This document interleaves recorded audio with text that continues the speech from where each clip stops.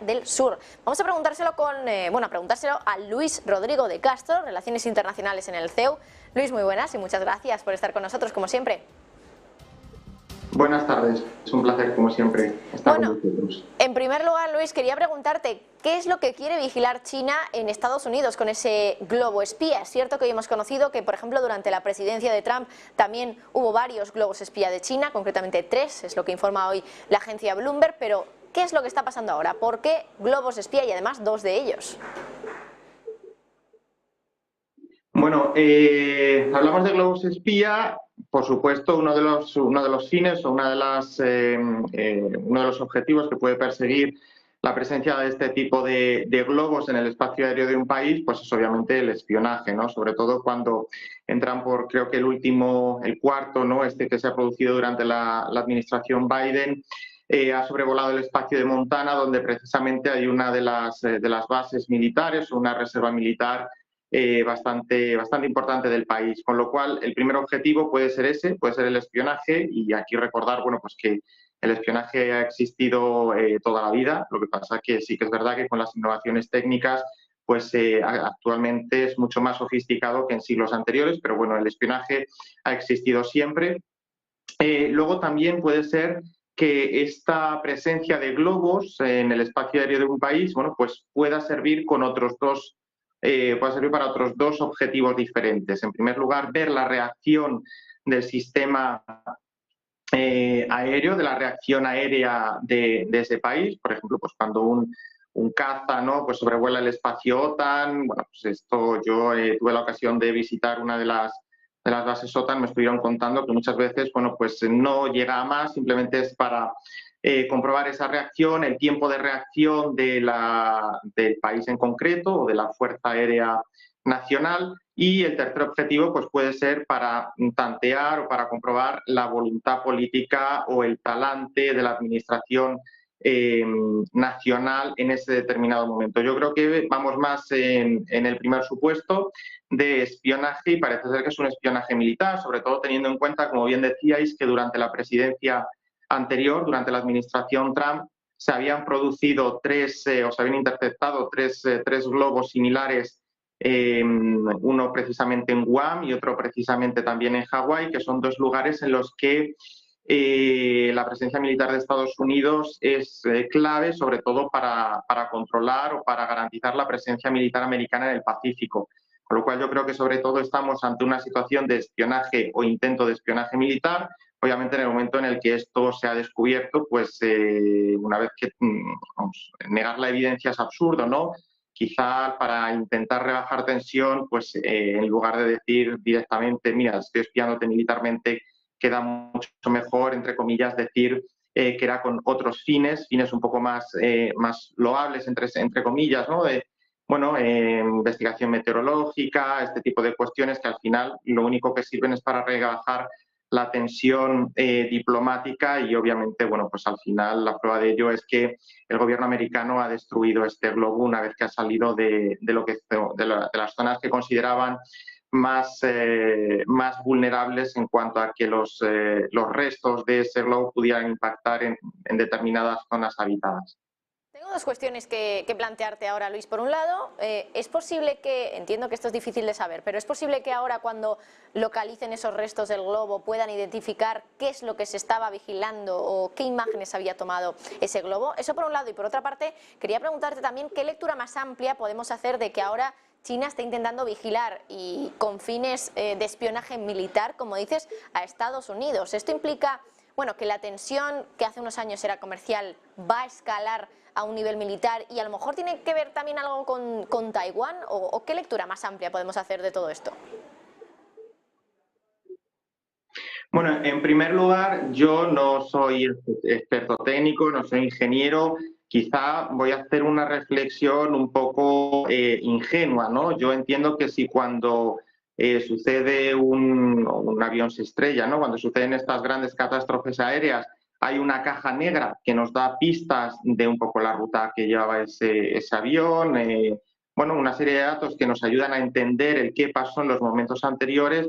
yo entiendo que algo similar puede haber en este tipo de globos y no sé si llegado el caso podría identificarse exactamente o el 100% de la información que este globo pudo recopilar. Tampoco soy consciente de hasta qué punto esa información puede estar ya en manos del gobierno chino, del sistema de espionaje chino, porque haya sido transferido en real time hacia las fuentes gubernamentales. Yo esto lo dejaría aquí, no entraría mucho más porque, insisto, no soy ingeniero, no sé la capacidad tecnológica de estos globos de espionaje, pero pasando un poco más a la segunda parte de tu planteamiento, yo hablar de escalada cuando no es el pero obviamente explica bastantes cosas, ¿no? Quizá esto nos ayuda, o la presencia de los 3 globos anteriores, que precisamente no teníamos constancia de ello, ha salido ahora a la luz pública que habían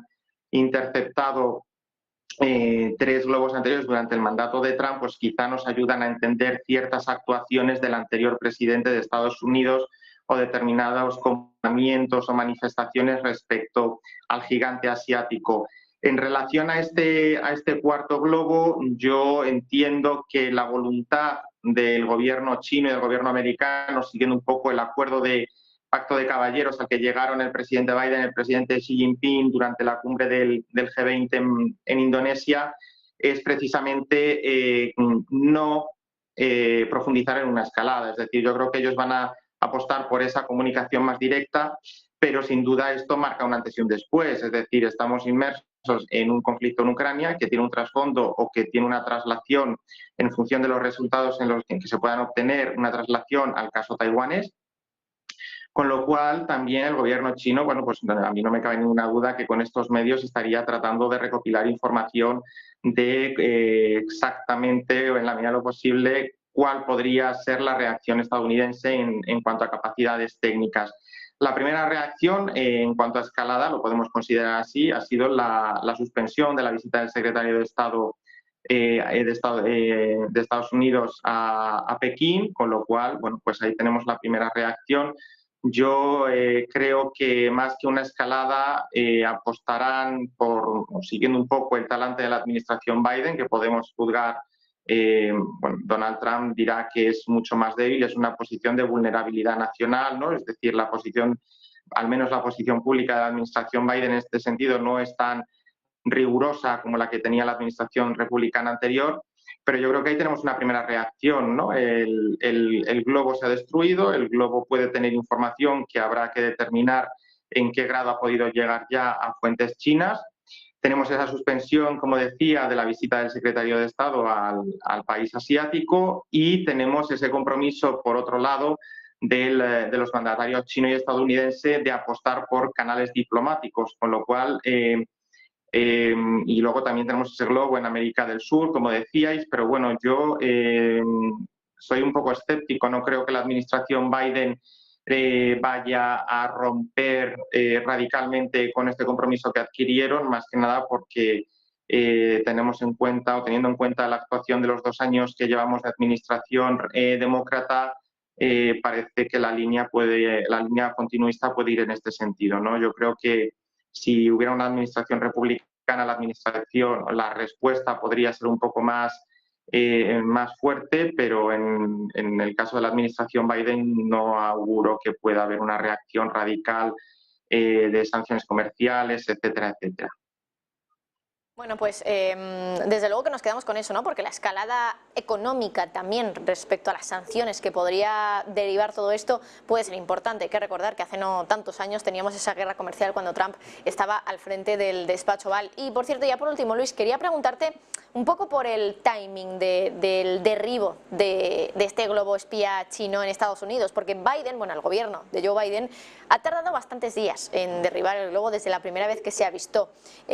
¿Crees que ha sido una buena opción tardar tanto tiempo y no reaccionar de una manera, bueno, desde luego tan impactante demasiado rápido, o se ha arriesgado Joe Biden derribando directamente este globo?